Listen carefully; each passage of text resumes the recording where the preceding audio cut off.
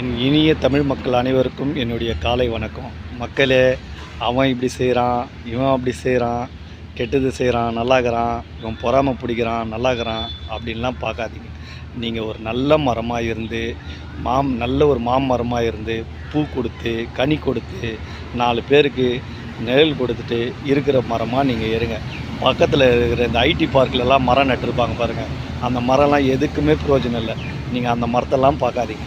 நீங்கள் ஒரு நல்ல மரமாக இருந்து கனி கொடுத்து நிழல் கொடுத்து வாழ்ந்துட்டு போங்க. ஏன்னா நம்மளுடைய வாழ்க்கை வெறும் 65 வயசு வரைக்கும் தான் இருக்கும்.